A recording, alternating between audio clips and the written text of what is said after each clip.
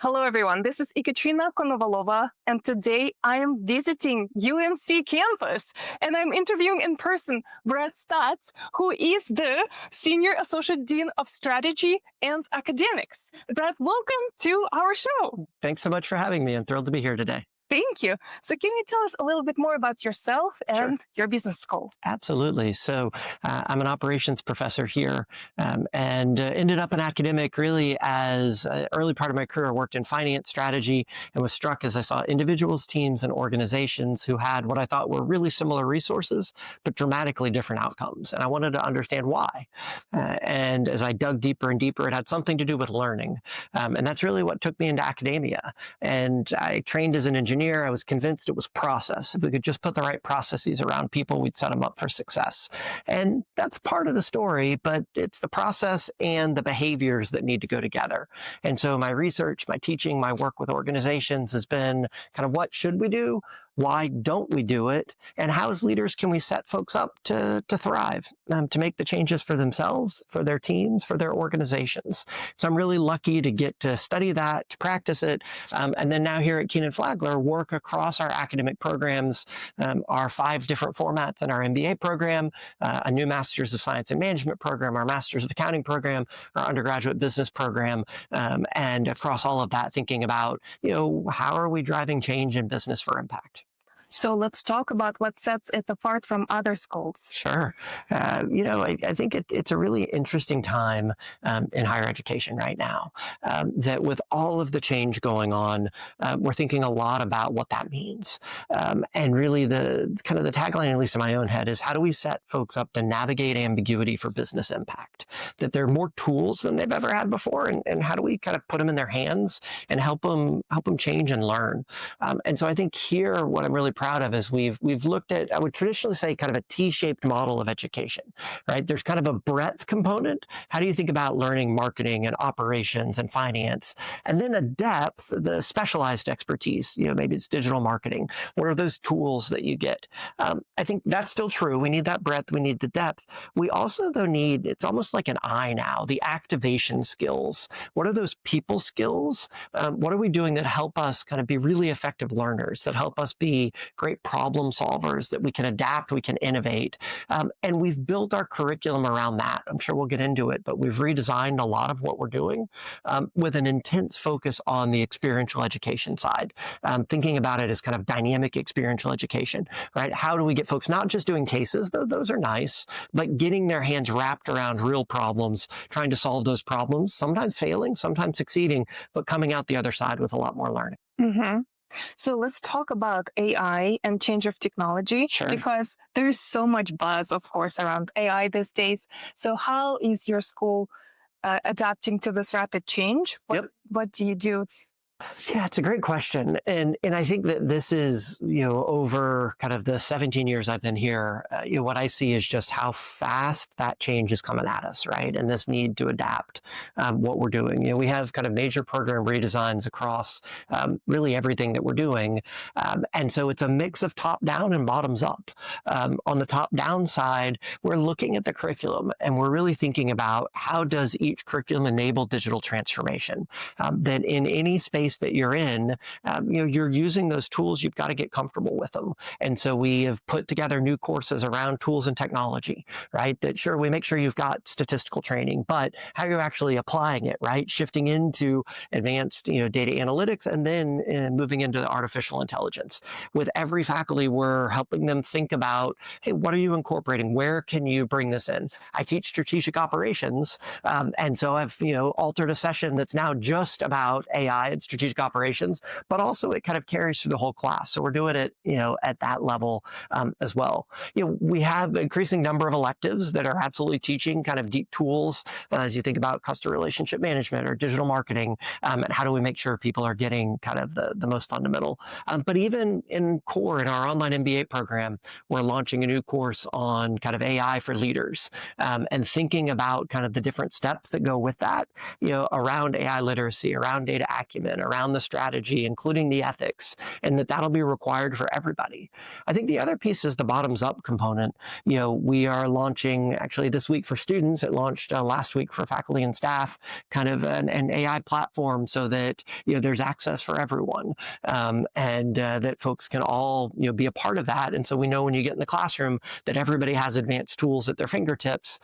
They're on more the generative AI front. Nice. So it's basically AI tool, your own version of ChatGPT specifically designed for your university. Exactly. So we're working with Microsoft on it. We've labeled it at the business school as BlueChip, so that it's Kenan-Flagler Business School specific. But it's letting all faculty know that folks are going to have kind of the best tools at their fingertips. In addition to faculty using it in research, we're talking about on the staff side, how do we think about kind of improving our operations so we can get more efficient and also more effective as we use it. Nice. So you mentioned Microsoft. What about other companies that you are partnering with? Yeah. So, in terms of our strategic plan, one of the key factors is engage industry. And so, our goal there is very much to be reaching out and thinking about kind of who's on that bleeding edge. What are the tools, the techniques that our students need? And so, if you were to go across our curriculum, you would see kind of every name that you would expect plugging in somewhere. I mean, we have Staats just down the road from us here in North Carolina, certainly doing folks, working their things with ChatGPT or with, Amazon Web Services or kind of the list goes on as you get then deeper into, your Oracles and et cetera, and then specialized tools as well. I think one of the things we really pride ourselves on is on that experiential learning front. We have kind of a set of programs around, we call them STAR, Student Teams Achieving Results, where they're doing real consulting projects. And they get a chance to go out, from the largest companies of the world down to nonprofits, delivering kind of high-end results, led by faculty advisors as they go through that. But one of our goals, and I'm sure we'll unpack this more, is that we know to set people up for success today, we've got to get them into real projects. So that's what employers expect. Yes, they'll do some of their own training, but they want folks to hit the ground ready to go from day one.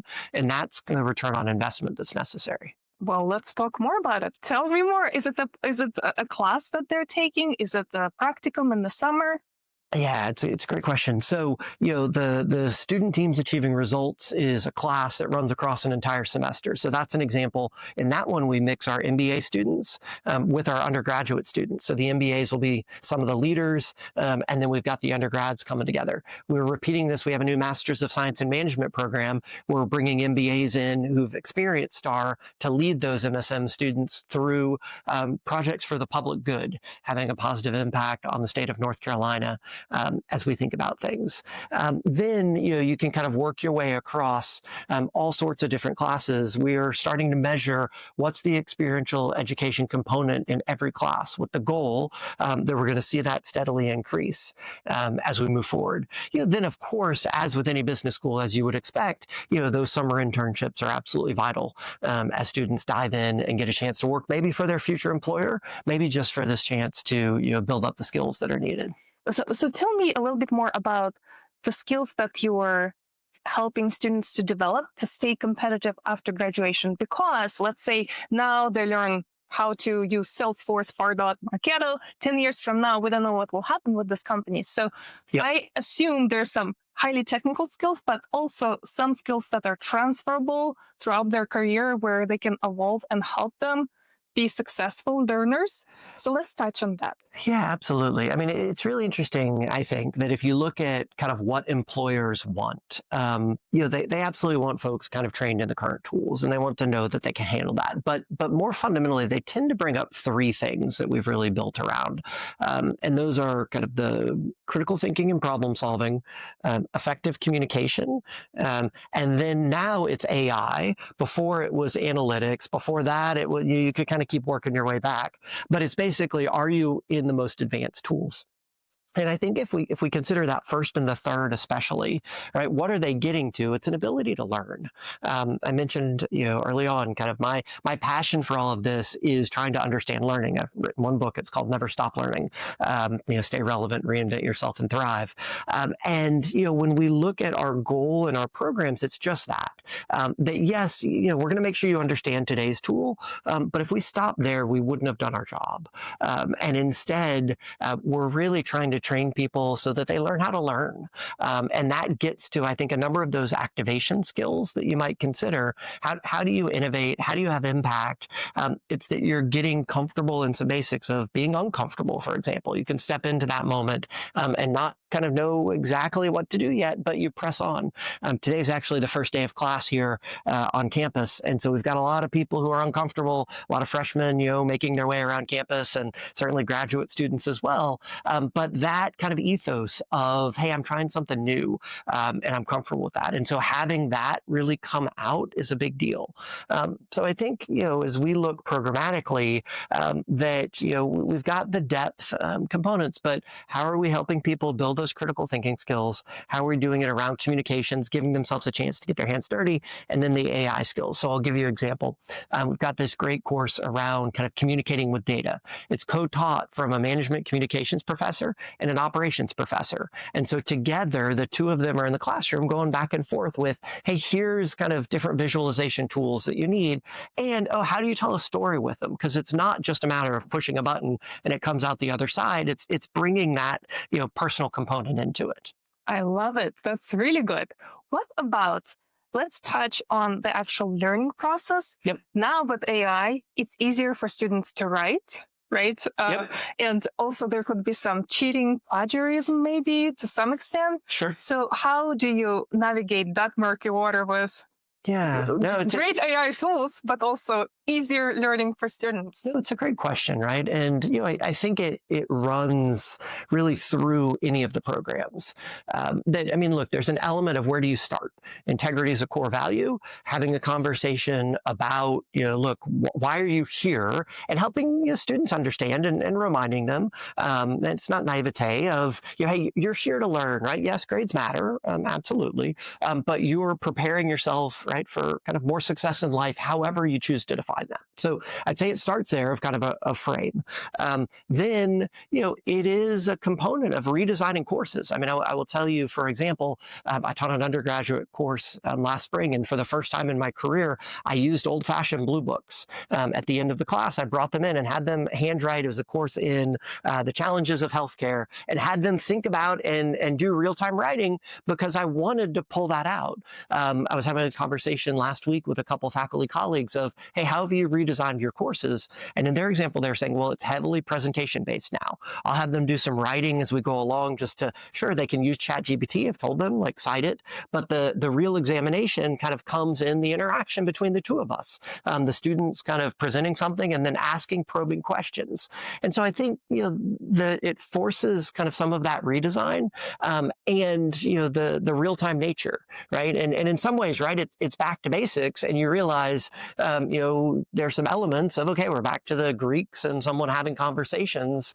But if we go back to, hey, what are these tools? How do they fit in? Where can, humans really thrive? It's going to be in that personalization component. It's going to be in that critical real-time thinking. And so we need to design that way. And so what you see is kind of an old-fashioned, your grandparents, MBA or undergrad program is going to struggle because it's not going to set folks up for what they need today. Yes, and I love how you touched on that interpersonal component, because when you looked at three components that are critical, absolutely, one of it is communication, presentation, interpersonal skills. Yes.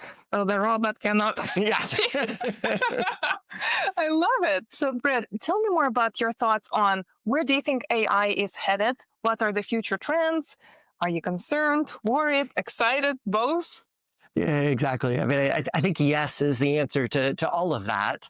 As we think about change, I would say I'm a techno-optimist, that overall kind of a believer that, this will enable us to do even more. I think as I look at it, I mean, it's another wave of technological change. And so as we think about those sorts of general purpose technologies, it takes us a while to figure out what they mean, right? We've been given this tool and at first we'll plug it in for some existing things and we'll do it faster. And the thing we have to figure out is, well, how do we redesign our entire processes, right? How do we change what we're doing? I mean, there's an element of all of this that is substitutive, that will drop it in for certain activities and we can do them faster than before. But so much of the value will be complementary, right? How do we alter what we're doing? Let us solve new problems. Let us be more innovative. Let us kind of change our attention and put it on those high value things. Now, I mean, there's some worry there, right? I mean, there's absolutely kind of ethical concerns that we're still wrestling with, right? There's privacy concerns, but I see it as kind of the next stage in the analytics journey, right? That now everything is AI. That we were wrestling with this before. It's just we have a little more kind of tools in the toolkit. That change, there are going to be winners and losers, and so we need to recognize that. And I think then, certainly from an educational standpoint, a lot of it gets back to this point of how do we think about learning? How do we set people up to learn even faster? Because what they're going to need to do is going to shift from when they're 25 in their career to what that may look like at 55.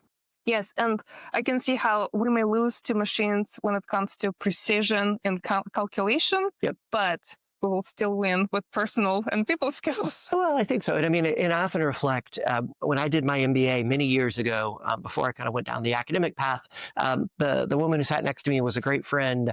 The job she had just left was supervising a group of employees at a bank that got the envelopes for payments, ripped the envelopes up, took the information out, keyed the information in, and kind of went from there. And of course, not too long after that, that all got automated. And so we see this, kind of disruption that constantly happens. And this is just one more step in that journey. And so then it's incumbent on us. How can we do even more, right? How can we be more creative with that? And, back to the optimist part of me, I guess I deeply believe that we can, and that it's a matter and a challenge for us to do so. Love it. Final question. Let's think about advice for people, new students, existing students, and recent graduates. Okay. Yeah, no, it's a great question, and one I'm going to spend a lot of time talking to all of those populations, right? As we think about kind of where they are. I think there's kind of the educational piece of hey, look, make sure you know your basics, make sure you spend the time.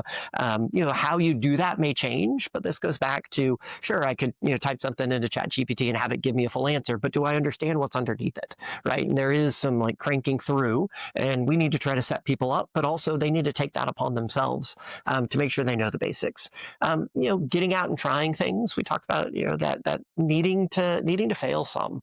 That this is a piece that's often a big part of the college journey. That 18-year-olds getting to kind of a great school like UNC, they've done an amazing job to get there, but some have failed already, some haven't, and they have to, oh wow, I'm around new folks, new things, and getting that comfort that we're not going to learn, we're not going to innovate if we're uncomfortable and unwilling to do some things wrong. And so figuring out, right, how do you get that experience set to move yourself forward and to kind of push yourself around that is a big deal.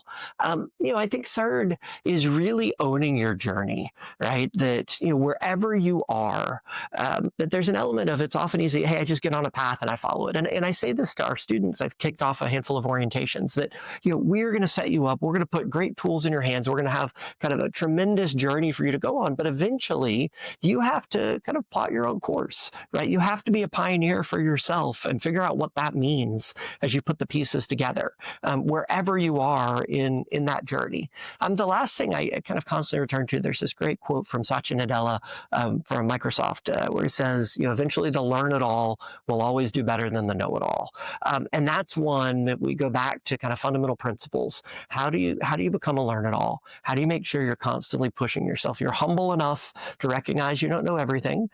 You're confident enough to say, well, I know some stuff and I can charge forward, and you strike that balance. And I think if you can take that viewpoint of be a learn it all, then you can set yourself up for success in whatever you do. I love it. And also it can apply to some of the so I guess there's a continuous education aspect too, right? Yeah. So it could be change of the career, people in their 30s, 40s, 50s. 100%. And I've seen a trend recently in higher end, while there's some sort of enrollment cliff when the younger students' numbers are a bit lower, Sure. but then there's a spike in continuous education, and that can also be relevant. So maybe you could briefly touch on that demographic in your school. Absolutely, right. And I think this gets to that never stop learning kind of mindset, right? That, careers are changing, right? There are things that we thought were safe that aren't. And, things that were like, oh, that would have gone away and it's come back up. And so that nimbleness will continue to be really important. I think trying to figure out, well, what does that mean, right? How do I make a change if I need to? Maybe it's forced upon me. Maybe I'm at a stage in my career I want to do different. And often it's adjacencies, right? I'm taking what I have and hey, I just apply it over here and I kind of make that almost like a hinge, right? That moves me over. Often I'm going to need education, and that can come in all sorts of ways. And I think it really depends on the person, right? There are great free resources online, and that may be enough, right? There are great certificates that one can consider. We offer some of those. Sometimes you need the degree because you want to go back and you need that deeper training. And maybe you go back in person, maybe you do it on the weekends, you do it in the evenings, you do it online. We have MBA programs that touch on all of those facets. But I think, and then there's specialized masters and things like that that enable the journey. I think the piece of, kind of how do you almost think of it as a project approach to learning. What is it I'm going to get out of this next thing that I do, whether it's for, profit, whether I'm finding kind of volunteer, nonprofit type opportunities to keep building out that skill set. And I think that, relevance piece, that there's no age, maybe once we're retired, I suppose you could, that you can just sit back and be like, okay, I'm done, coast on my laurels, nothing to see here, move along. I'm constantly thinking about in my own career, in what we're doing around here, right? How do we keep pushing those boundaries? How do I make sure that I am continuing to kind of have the skills I need to be valuable? And I would encourage everybody to take that mindset. That's a beautiful piece of advice. Thank you so much. Absolutely. Thanks, Ekaterina.